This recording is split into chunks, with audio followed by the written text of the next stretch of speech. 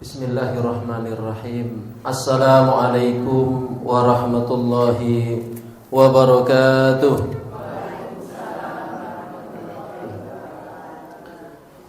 Innal hamdalillah nahmaduhu wa nasta'inuhu wa nastaghfiruh wa na'udzu billahi min shururi anfusina wa sayyiati a'malina.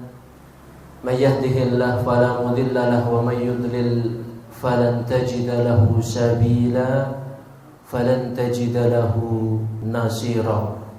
Asyhadu an la ilaha illallah wahdahu la syarika lah syahadatan tunjina min adzabin alim wa asyhadu anna Muhammadan abduhu wa rasuluhu al-mab'uts rahmatan lil alamin. Salawatu Rabbi wa salamuhu alaihi wa ala alihi wa ashabihi wa man tabi'ahu bi ihsan ila yaumiddin. Usikum wa nafsi bi taqwallah faqad fazal muttaqun. Fayaqulu azza wa jalla ya ayyuhalladzina amanu taqullaha haqqa tuqatih wa la tamutunna illa wa antum muslimun.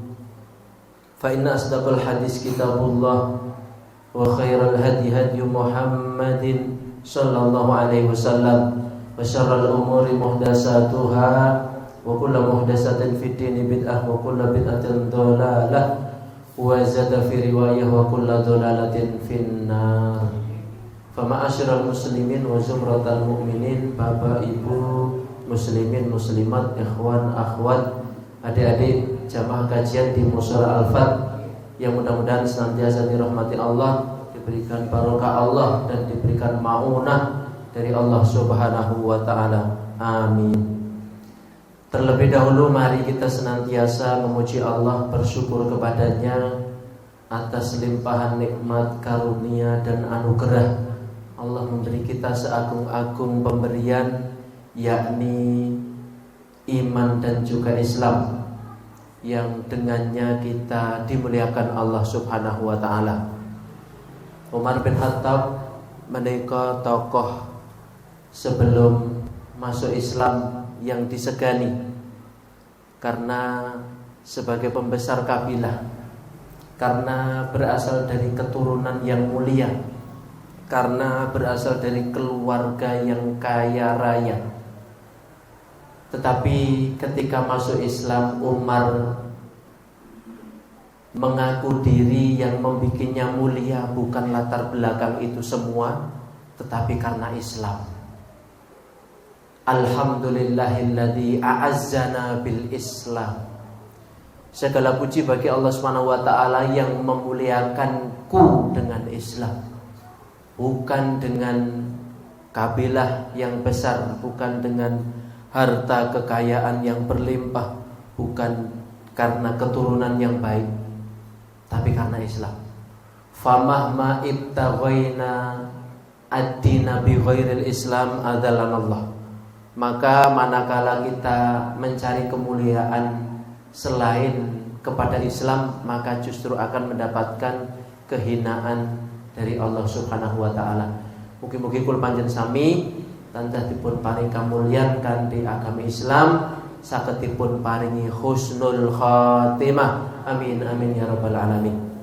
Shalawat dan salam tak lupa untuk terus dan senantiasa kita sampaikan, berikan dan sanjungkan uswah hasanah kita Rasulullah Muhammad sallallahu alaihi wasallam yang telah menunjuki kita sabilul haq, jalan kebenaran, yang kita semuanya yakin nggih Bapak Ibu, jalan ini akan menghantarkan kita kepada maksud kehidupan, yakni mendapatkan nikmat abadi di surganya Allah Subhanahu wa taala. Dan mudah-mudahan nanti kita termasuk di antara barisan umat Nabi yang mendapatkan syafaatul kubra min Mustafa Muhammad sallallahu alaihi wasallam.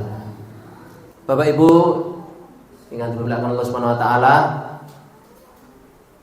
apa yang nanti akan saya sampaikan, tausiah yang nanti saya berikan, nawaitu nasihat. Saya niati semata-mata murni untuk nasihat. Karena agama ini diturunkan memiliki fungsi sebagai nasihat, sebagai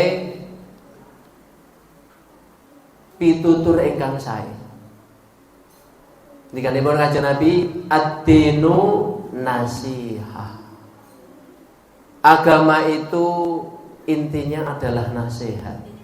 Orang yang beragama itu orang yang mau nasihat, menasihati, mau memberi nasihat, mau menerima nasihat.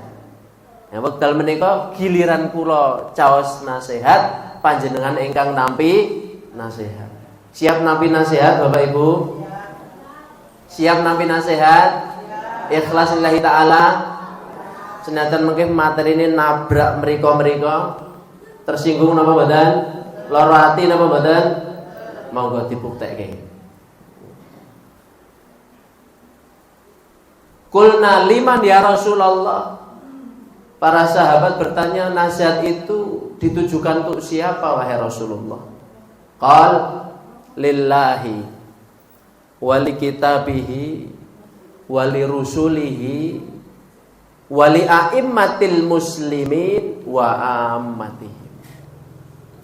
Agama memiliki fungsi nasihat ditujukan kepada 5.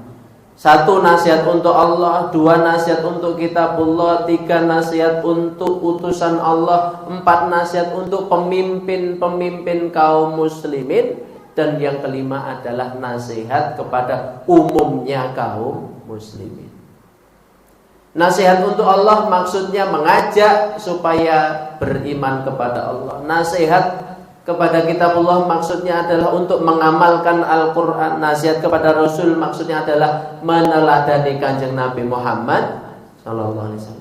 Nasihat kepada pemimpin supaya berlaku amanah terhadap kepemimpinannya.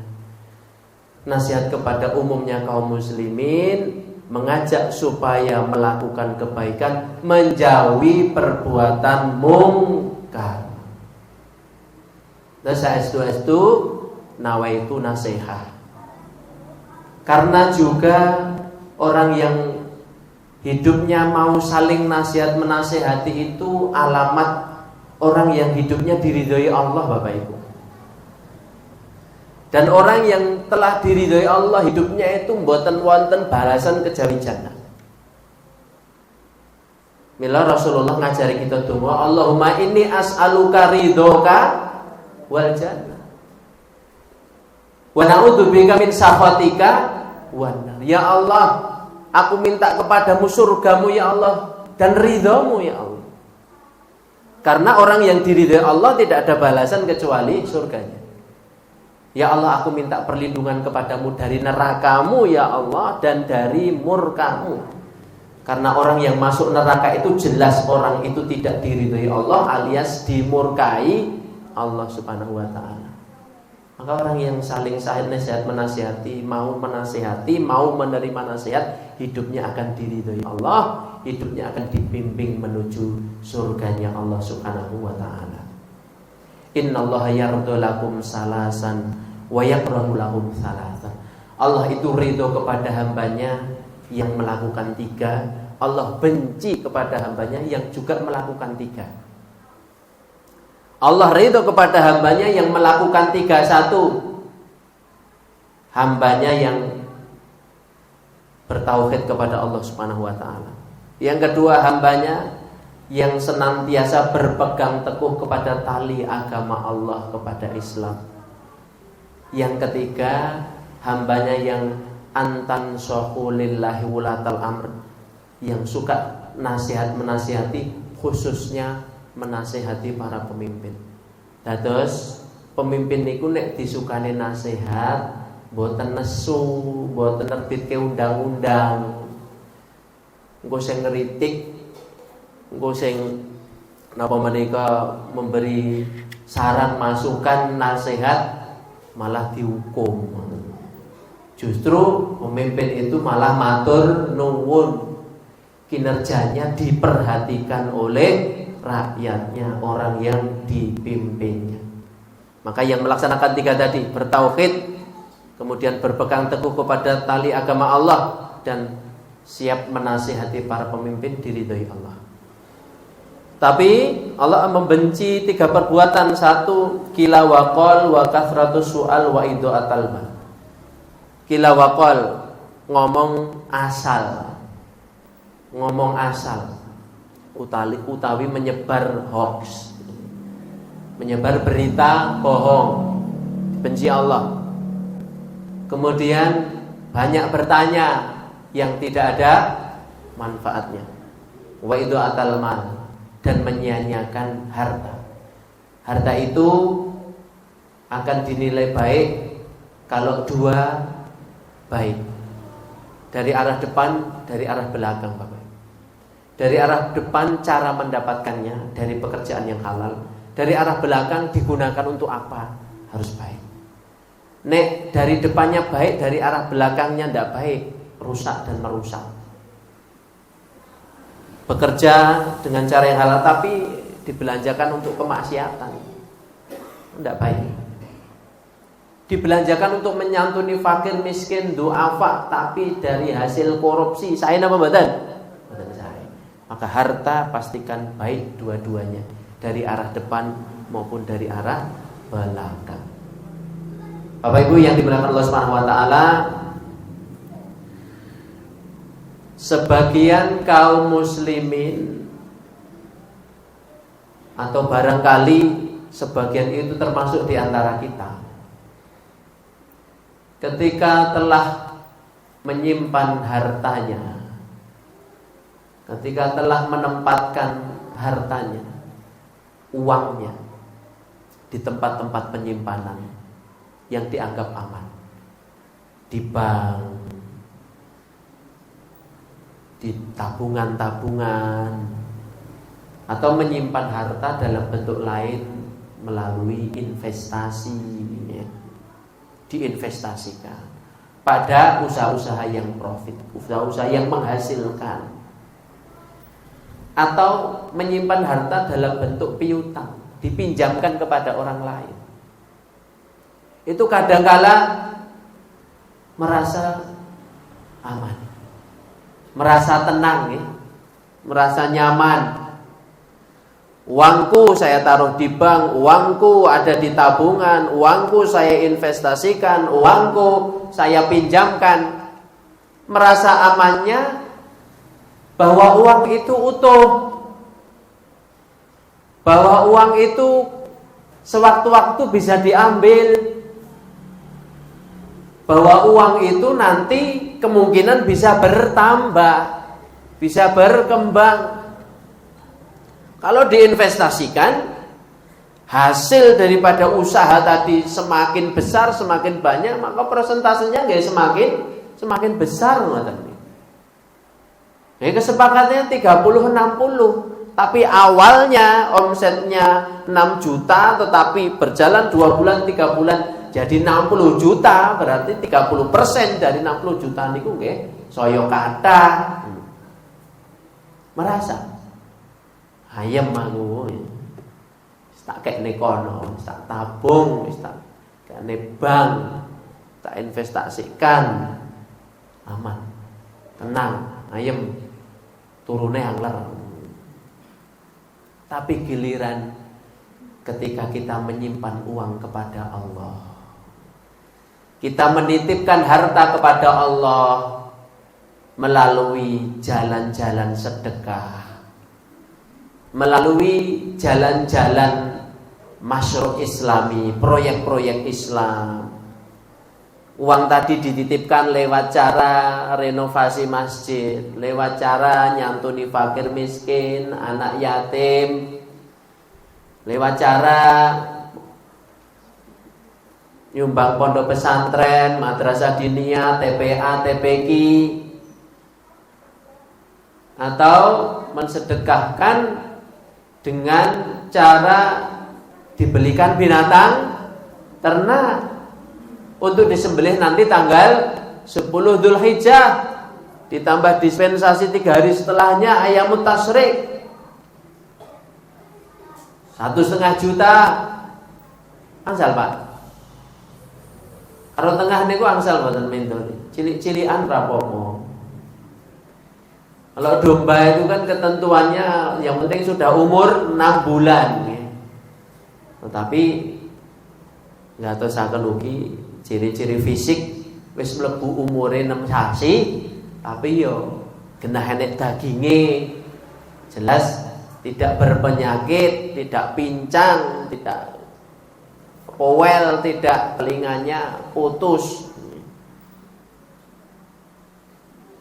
1,5 atau 2 juta atau 2,5 atau 3 juta dinten akad kalau wingi dampingi santri-santri pondok acara rihlah dan Gunung Kidul, tapi ada beberapa tujuan, di antaranya mampir ke Masjid Jogokaryan Yogyakarta. Nanti Bapak Ibu, nanti nggih Masjid Jogokaryan sebagai masjid percontohan nasional dalam hal manajemen kemakmuran masjid.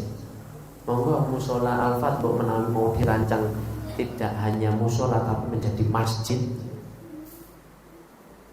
Itu sinau di Masjid Jogokaryan. Niku di papan kelompok korban ini ada korban level 1, level 2, level 3 sampai level paling tinggi itu iurannya per orang 10 juta. Mriki pun di papan pengumuman kelompok korban ini. Itu level paling tinggi itu iuran setiap orang 10 juta. Berarti kalau 7 orang 70 juta. Itu sapi jenis apa kira-kira? Jenis nopo niku? Bobote gek pinten niku? Lemu tenan, kewedi tenan. Itu kadang-kadang kita merasa dalam hati itu, waduh, uang saya berkurang no, harta saya berkurang, atau harta saya hilang, atau terus nanti jole piye? Wah, kegelisahan tok di sini. Sampai tidak bisa tidur. Ketika menyimpan uang dititipkan kepada manusia, iso turu angler. Tapi ketika menitipkan uang kepada Allah ora iso turu. Padahal sing maringi keamanan, ketentreman niku sinten? Allah. Apa ada jaminan 100% uang yang kita simpan di bank itu suatu saat betul-betul bisa kita ambil? Suatu saat betul-betul bisa kembali ke tangan kita? Kadang-kadang ada berapa banyak masalah ya, musibah, bencana yang tak terduga, atau unsur kesengajaan, penipuan dan lain sebagainya, kita tidak tahu. Tapi kalau harta itu dititipkan kepada Allah, Bapak Ibu, demi Allah, dia tidak akan hilang, dia tidak akan kemana-mana, dia tidak akan berkurang, bahkan bertambah, akan dikembalikan kepada kita, akan dikembalikan kepada kita kapan kita membutuhkan. Kalau butuhnya saat di dunia, akan dikembalikan di dunia. Kalau butuhnya saat nanti kita di akhirat, diwangsul kene benjang ten akhirat, pasti kembali, tidak akan hilang, tidak akan lenyap. Lah kok ngoten ta? Lah nggih, ayate ngendikake ngoten. Wonten ing Al-Qur'an surah An-Nahl ayat 96. Surat An-Nahl ayat 96. Allah berfirman, "Wa ma indakum yanfad wa ma indallahi baq." Apa yang kamu miliki itu yang akan hilang, akan sirna, akan lenyap. Rumah yang kamu tinggali itu nanti akan lapuk. Tanah yang kamu miliki itu nanti akan diwariskan. Pakaian yang kamu pakai akan usang. Kendaraan yang kamu naiki akan berkarat. Boten suwe, tidak akan lama, akan lenyap, akan hilang. Bendanya atau berada di tangan orang lain. Sementara yang kita simpan untuk Allah Subhanahu wa taala bak. Napa menika maknane, Pak? Abadi. kekal selama-lamanya, tidak akan hilang. Bahkan nanti akan dikembalikan kepada kita secara penuh. Wonten ing Al-Qur'an surat sanes, surat Al-Anfal ayat 60, wa ma tunfiqu min syai'in fi sabilillah yuwaffa ilaikum wa antum la tudlamun. Dan apa-apa yang kamu infakkan di jalan Allah Subhanahu wa taala itu akan dibalas secara sempurna, yuwaffa. Allah menika nggadhahi sifat al-wafi, maha penepat janji, maha memenuhi janji secara sempurna, tidak berkurang sedikit pun pemenuhan janji Allah Subhanahu wa taala. Yuwaffa ilaikum, dibalas secara sempurna, wa antum la tudlamun, dan kamu tidak akan didolimi sedikit pun oleh Allah Subhanahu wa taala. Yang memberi kata dibalas dengan kata, yang memberi harta dibalas dengan harta, yang memberi tahta dibalas dengan tahta, yang memberi kemudahan akan dibalas kemudahan oleh Allah Subhanahu wa taala. Bahkan wonten ing hadis qudsi menika hadis yang maknanya dari Allah tapi redaksinya yang membuat Rasulullah. Allah ngersakaken, Muhammad sampaikan kepada umatmu perkara demikian. Rasulullah menangkap maknanya tapi redaksinya Rasulullah buat. Tapi kalau Al-Quran makna dan redaksinya dari Allah. Maknanya dari Allah, lafaz-lafaznya, huruf-hurufnya itu berasal dari Allah Subhanahu wa taala. Wonten hadits qudsi Allah ngendika, Rasulullah sallallahu alaihi wasallam bersabda, "Anfiq ya bana Adam, unfiq alaik." Berinfaklah kamu wahai anak turun Adam, aku akan berinfak kepadamu, aku akan mengganti infakmu. Berinfaklah wahai anak turun Adam, aku akan mengganti infakmu. Aku Allah Subhanahu wa taala akan mengganti. Nah, kalau kita memberi kepada orang, dibalas pemberian kita paling seberapa atau kelipatan dari pemberian kita, tambahnya berapa toh. Tapi kalau Allah Subhanahu wa taala yang membalas pemberian kita, maka balasan dari Allah Subhanahu wa taala menika tidak terhingga, tidak ternilai, lebih-lebih sesuai dengan kebutuhan kita. Pramila Bapak Ibu, kula wonten ing panggenan menika menghasung nggih. Sekedap malih kita badhe mlebet wonten ing wulan Dzulhijjah. Wonten wulan apa? Dzulhijjah. Tidak ada amalan yang paling baik, tidak ada sedekah yang paling utama di bulan Dzulhijjah, khususnya pada hari-hari penyembelihan. Ma amila adamiyun amalan ahabbu ilallah yauman nahri min ihraqid dammi. Tidaklah anak turun Adam melakukan suatu amalan yang paling dicintai oleh Allah Subhanahu wa taala pada hari-hari penyembelihan. Pada hari-hari penyembelihan nggih menika sekawan dinten tanggal 10, 11, 12 dan 13 Dzulhijjah. Itu hari-hari penyembelihan. Tidak ada amalan yang paling baik pada hari itu ya kecuali amalan mengalirkan darah. Mengalirkan darah. Maksudnya mengalirkan darah boten dadi tukang jagal. Tetapi apa? Mensedekahkan binatang ternak, ikut berkorban. Ikut berkorban. Maka wektalipun nggih tasih radi mriko, tasih radi tebih, tapi nek persiapane mboten wiwit sakniki nggih mboten saged kalampahan. Allah Subhanahu wa taala menyatakan la yanalallaha luhumuha wala dima'uha walakin yanaluhut taqwa minkum.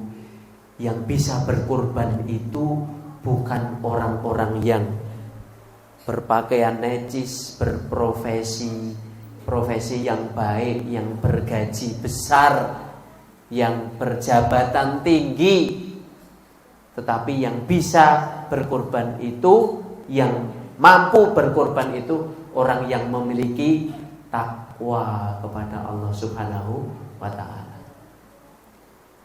Maka kula panjenengan sami mirsani kathah sanget wonten ing pinten-pinten panggenan orang yang secara ekonomi niku tebih saking apa menika kemapanan, tapi nyatanya nggih saged. Nyatanya dia juga mampu. Karena sekali lagi yang memampukan itu bukan gaji bulanannya, bukan jenis pekerjaannya, bukan pangkat dan jabatannya, tetapi takwanya kepada Allah Subhanahu wa taala. Takwa ponda. Kalau takwa insya Allah mampu. Insya Allah mampu. Allah Subhanahu wa taala niku memberi makan miliaran, triliunan makhluknya di muka bumi ini aja mampu, apalagi sekedar memberi uang nanti pada hari H orang yang akan berkorban 1,5 juta, 2 juta, 2,5 juta. Allah mampu napa mboten Bapak? Mampu. Kekayaan Allah itu apa yang ada di langit dan apa yang ada di bumi. Lillahi ma fis samawati wa ma fil ardh. Kepunyaan Allah, hartanya Allah, apa yang ada di langit dan apa yang ada di bumi. Dan YouTube niku sampun kathah dipun tayangaken nggih. Seorang nenek-nenek dari Jombang, Jawa Timur, profesine mung nglumpukke kayu, Bapak. Nglumpukke kayu bakar. Tindak kebon, mungkin enten napa menika gagang wit jati, empun garing, jiglo, klumpukke, dibongkok, dipikul, bawa pulang, ditumpuk-tumpuk, nanti kalau sudah banyak dibawa ke pasar, disate. Nek ten daerah Jawa Timuran mriku teng enten pasar nyade kayu. Nek ten mriki enten apa men? Pun mboten enten nggih. Mboten model kok pawon kayu niku nggih sakniki. Gas kabeh niki. Pun modern sedaya. Bahkan nek enten niku sing mawi remote niku. Dadi masak karo klekaran saged. Mboten usah kesel-kesel. Itu setiap kali datang ke pasar bawa munjik tumpukan kayu itu paling dapat 5.000, dapat 10.000. Tapi terus diistiqomahi, dipun kumpulaken sampai kira-kira sekian tahun terkumpul uang yang cukup untuk dibelikan binatang ternak. Yang dimampukan Allah berkorban itu bukan yang kaya, tetapi orang yang punya takwa kepada Allah Subhanahu wa taala. Kalau panjenengan sami tiang takwa nggih Bapak Ibu? Tiang takwa nggih? Insyaallah mampu napa mboten korban? Mampu napa mboten korban? Nek dereng mampu korban binatang ternak, korban ampun korban perasaan. Ampun korban perasaan, korban batin mboten nggih. Ampun korban kecelakaan. Sak mbotene napa nawaitu niat nggih, niat. Idza shadaqal azmu wa duhas sabil. Idza shadaqal azmu wa duhas sabil. Orang itu kalau punya niatan untuk melakukan kebaikan jujur, pokoknya penting niatnya jujur. Itu pasti bisa, pasti dimampukan Allah Subhanahu wa taala. Pokoknya duwe niat jujur sik. Lah mengke carane pripun pun sing mikir Allah Subhanahu wa taala. Allah akan menggerakkan tangan-tangan pihak lain, Allah akan menggerakkan unsur-unsur yang ada di sekeliling kita untuk menjadikan kita ini orang yang nanti mampu. Sepenting napa? Shadaqal azmu, memiliki niat yang jujur tenan. Ngantos-ngantos dibeto dateng salat tahajud, ngantos-ngantos dibeto dateng donga-donganipun, sampai menangis, sampai berharap betul kepada Allah. Wong Allah niku ketika akan apabila aku melihat hambaku menengadahkan tangannya ke langit, mendongakkan kepalanya, kemudian matanya basah, bercucuran airnya, itu aku malu kalau mengembalikan tangannya dalam keadaan kosong. Kalau hambaku sudah betul-betul meminta kepadaku, kok rak tak paringi, saya malu sekali. Saya Allah SWT malu. Mila Allah menika gadai zat Hayyun Karim. Allah itu zat yang maha pemalu, zat yang maha mulia. Allah pemalu, maksudnya kalau hamba itu secara jujur meminta kepada Allah Subhanahu wa taala, secara jujur meminta kepada Allah Subhanahu wa taala, maka Allah malu kalau tidak memberi hambanya tadi. Ada seorang sahabat Nabi yang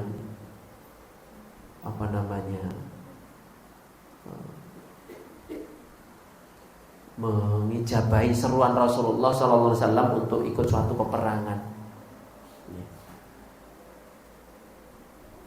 Kemudian ketika usai peperangan yang berujung kemenangan kaum muslimin, harta ghanimah dibagi. Termasuk orang tadi dikasih harta, tetapi dia menolak. Dipun paringi harta ghanimah, nolak. Rasulullah, saya ini mengikuti seruanmu untuk berjihad di jalanmu itu bukan untuk nyari ini, bukan untuk nyari ghanimah, bukan untuk nyari harta rampasan perang, tapi supaya ini loh, leher saya ini Rasulullah tertancap panah, tertusuk tombak, kemudian saya mati. Maksudnya berjihad yang dicari adalah kemuliaan mati syahid. Yang saya cari itu bukan ghanimah ini. Rasulullah kemudian mendoakan, intasdukillaha yastuka, intasdukillaha yastuka. Kalau kamu jujur dalam niatmu tadi, kamu punya cita-cita mati syahid dengan cara seperti itu tadi, Allah akan menghantarkanmu, membimbingmu pada cita-citamu. Maka terjadi peperangan selanjutnya yang berakhir dengan kemenangan. Pasukan kaum muslimin mencari-cari korban di antara barisan kaum muslimin, didapati orang yang dulu pernah menemui Nabi bercita-cita ketika nanti berjihad, meninggalnya dalam keadaan seperti itu. Dan betul dia didapati panah menancap di lehernya. Kemudian mayatnya dihadapkan kepada Rasulullah SAW.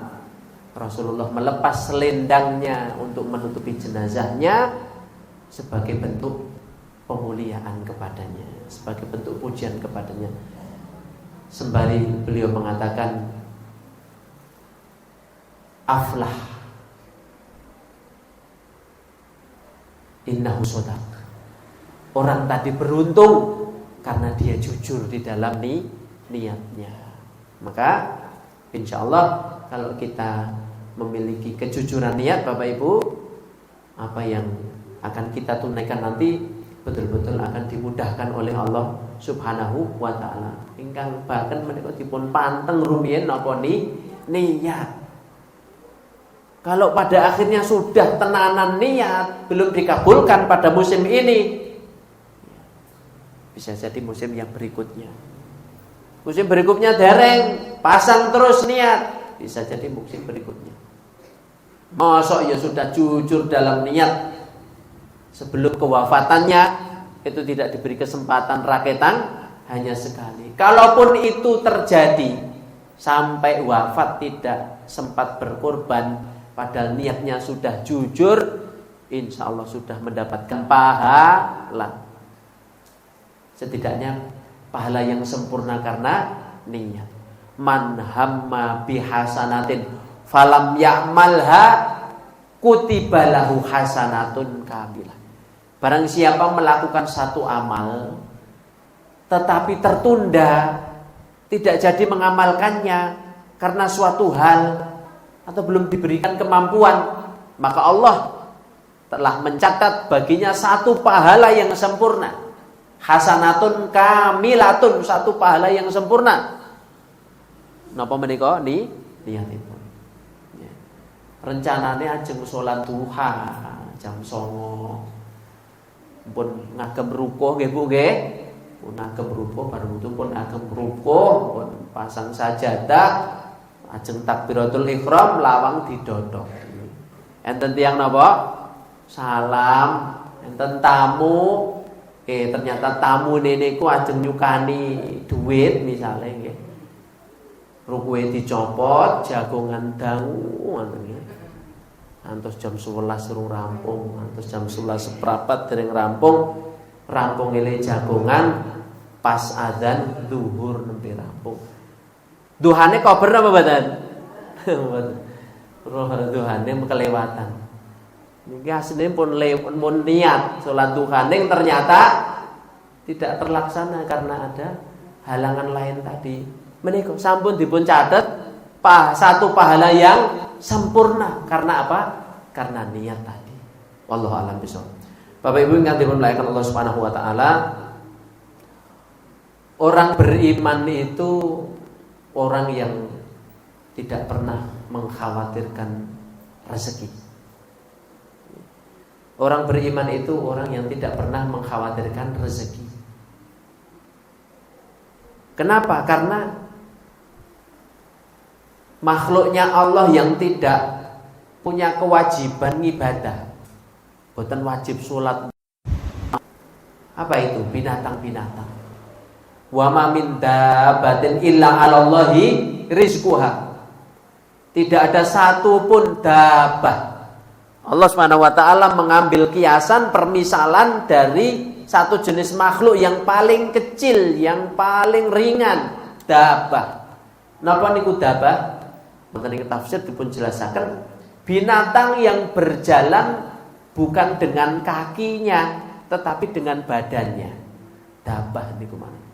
Binatang yang berjalan dengan kaki, dengan badannya. Contohnya napa nggih? Mlakune nggo awake. Nih ulo niku nggih. Ular napa malih niku. Kemudian belatung-belatung, bakteri-bakteri, virus-virus. Niku binatang yang kecil. Mboten ketinggal nek mboten mawi napa? Pembesar, alat pembesar niku. Itu dijamin rezekinya, dijamin makannya oleh Allah Subhanahu wa taala. Padahal makhluk-makhluk ini tidak diberikan beban ibadah. Apalagi makhluk kula panjenengan sedaya yang diberikan beban ibadah. Yang ini menjadi alasan utama Allah menciptakan manusia. Nggih menika menapa? Kangge ibadah. Wa ma khalaqtul jinna wal insa illa liya'budun. Tidaklah aku menciptakan jin dan manusia kecuali supaya mereka beribadah kepadaku. Niki nek kita sinau wonten ing ilmu gramatika bahasa Arab. Nggih enten adat nafi menika wa ma dan tidaklah aku itu. Maksudnya napa? Aku tidak butuh makhluk yang namanya jin dan manusia. Aku itu tidak butuh makhluk yang namanya jin dan manusia. Tapi karena mereka itu saya perintahkan untuk ibadah, maka saya butuh menciptakan makhluk itu. Keberadaannya diperlukan oleh Allah, dibutuhkan oleh Allah. Maksud kula, kalau ada orang gesang ten alam donya mboten purun ngibadah, niku asline gesange mboten dikersake Allah. Lah kalau orang tidak diperkenankan, tidak diinginkan hidupnya oleh Allah, berarti sing dikersake Allah napa? Mate ra wis ngoten nggih. Kasarane ngoten pangapunten saestu. Kalau orang itu hidup tidak mau beribadah, itu seakan-akan dia tidak diinginkan keberadaannya di bumi ini oleh Allah Subhanahu wa taala. Karena keberadaan manusia itu sejatinya adalah melaksanakan tujuan daripada penciptaan, yakni supaya menyembah Allah, beribadah kepada Allah Subhanahu wa taala. Orang beriman tidak pernah mengkhawatirkan rezeki. Maka orang Arab niku punya semboyan Bapak Ibu. Punya semboyan. Napa semboyane? Wa kaifa akhafu minal faqri wa anna abdul ghani. Bagaimana saya orang beriman itu khawatir, takut terhadap rezeki. Ya, mustahil orang beriman itu khawatir terhadap rezeki. Orang-orang nek kentean rezeki ora mungkin. Padahal saya ini adalah hamba Zat yang Maha Kaya. Wong saya ini bernaung di bawah Zat yang Maha Kaya, yang kekayaannya tidak terbatas. Kok saya ini khawatir terhadap kemiskinan itu gimana? Kalau hidup di bawah naungan semata-mata merasakan kenyamanan hidup itu di bawah naungan penguasa manusia, tidak merasa aman hidup itu berada di bawah naungan kekuasaan Allah Subhanahu wa taala, ya isinya napa? Isinya serba ora cukup. Kelaparan, kemiskinan karena hidupnya menyandarkan kepada manusia. Lah manusia terhadap kekayaan alam yang terbatas itu ya untuk kepentingannya sendiri, untuk golongannya sendiri, untuk kelompoknya sendiri. Kalau kita ini manusia yang bersandar kepada kekuasaan manusia, isine napa omong kecewa dan kecewa. Aku kok ora kumanan, aku ora kebagian. Sementara Indonesia itu negara yang memiliki SDA yang luar biasa, sumber daya alam ingkang luar biasa. Di YouTube itu ada video yang dibuat oleh orang wartawan aktivis ya, yang mengekspos eksploitasi sumber daya alam tenagari kita sedaya. Di Papua itu ada tambang emas terbesar di dunia, Bapak Ibu. Tambang emas terbesar di dunia itu mboten ten Cina, Amerika, mboten ten Amerika, di Indonesia ten Papua. Ning sak menika dipun kuasai PT Freeport. Ini di Indonesia. Mau kudune nggih. Wong Indonesia niku lho kudune niku nggih. Iku alat masake berbahan emas. Wong napa mereka tambang emas terbesar di dunia itu di Indonesia. Paribasane ulek-ulek sing gawe sambel niku lho Bu. Berbahan emas itu kudune. Tapi kenapa banyak didapati anak mati karena gizi buruk, anak mati karena penyakit kurang vitamin dan lain sebagainya. Itu karena kekayaan alam itu dikuasai oleh segelintir orang, tidak untuk kesejahteraan rakyat. Itu kalau kita semuanya bersandar kepada kekuasaan manusia. Tapi kalau bersandar kepada kekuasaan Allah Subhanahu wa taala, orang beriman itu tidak akan pernah mengalami mati kelaparan. Monggo dipun yakin. Niki akidah, perkawis napa? Akidah. Wa kaifa akhafu minal faqri wa ana abdul ghani? Bagaimana saya ini bisa khawatir terhadap kemiskinan? Wong saya itu hamba zat yang maha kaya. Maka orang Arab itu kalau minta rezeki, doa minta rezeki, ini boleh juga kita amalkan. Maka mereka berdoa dengan doa yang ini sumberipun boten hadis Nabi, boten ayat Al-Qur'an boten. Tapi perkataan mereka yang berasal dari sebuah keyakinan. Orang Arab itu kalau berdoa minta rezeki, dongane ngeten. Allahumma rzuqna kama tarzuqul bughosa. Duh Gusti Allah paringono kawula rezeki kaya dene panjenengan maringi rezeki anak manuk gagak. Niki kan donga sing rada aneh nggih. Njaluk rezeki, minta rezeki kepada Allah sebagaimana Allah memberi rezeki anak burung gagak. Niki enten filosofine, enten asal muasale. Bapak Ibu ngertos manuk gagak. Burung gagak dewasa. Ampung cocak rawa ae sing dikenali nggih. Burung gagak dewasa niku wulune wernine napa? Hitam nggih. Burung gagak dewasa itu bulunya berwarna hitam pekat. Sementara anak burung gagak itu ketika keluar bulunya berwarna putih. Padahal dia menetas di sarang induknya. Tetapi induknya tadi melihat, loh kok netes ora podo aku. Putih wulune lah aku ireng. Kok kono putih? Berarti dudu anakku. Akhirnya induk burung gagak tadi pergi menjauhi sarangnya, ora dikei pakan. Nek nggih mboten lunga atuh mboten. Dia hanya mencelok ten wit cedake karo dingaki ngoten iki. Lah wong netese ning kandangku kok. Tapi kok wulune ora padha aku. Arep lunga ora tega, arep lunga ora tega. Oleh karenanya anak burung gagak itu karena tidak dikasih makan oleh induknya, terus dia bisa hidup dari mana? Yang ngasih makan siapa?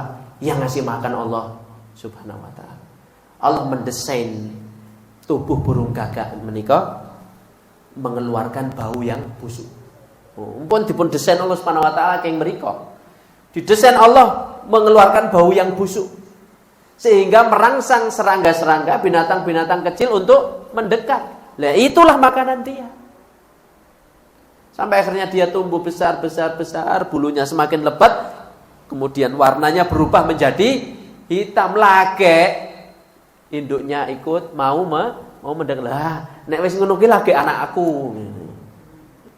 Nek urung sugih dudu anakku, nek wis sugih lagi anakku. Wis. Lah, bulunya hitam. Itu doa. Keyakinan orang beriman.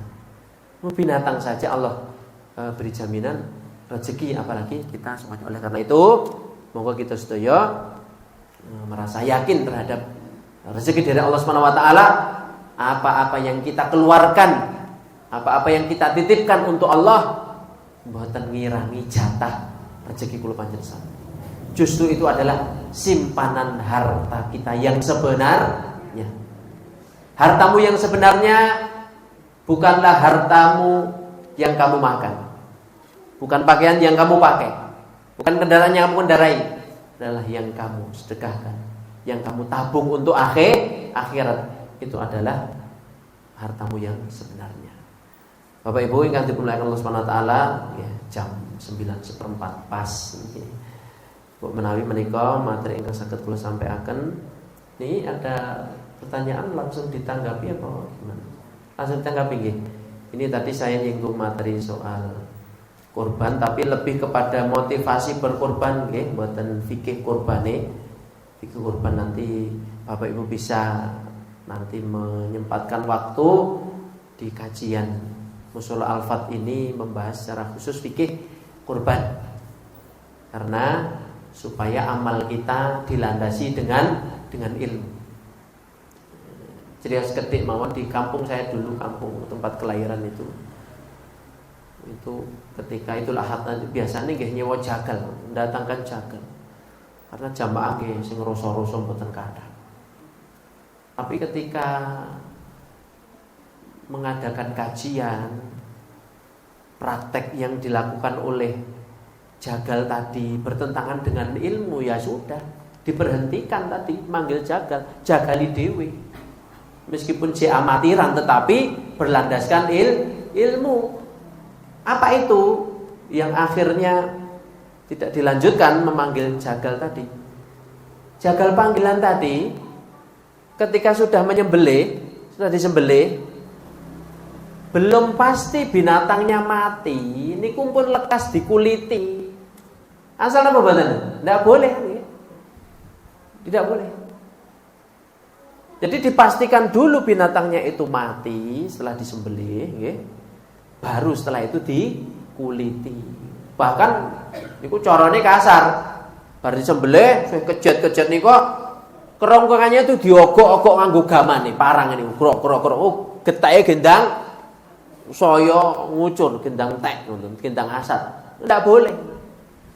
Karena gaman yang sudah diangkat tidak boleh kecuali kalau salah satu dari dua urat ini belum putus karena syarat sahnya penyembelihan dua ini putus, bal ini boleh. Tapi kalau sudah itu ya sudah.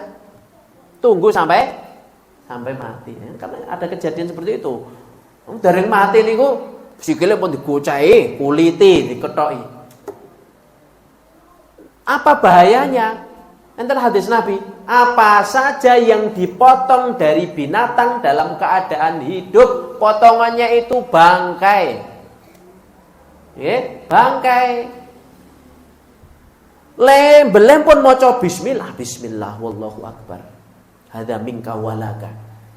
Bila yang dereng mati pun diketok, maka potongannya ini tetap dinamakan bangkai. Meskipun menyembelihnya tadi awalnya dengan bismillah tetap jadi bangkai. Lah bangkai niku halal apa haram? Haram.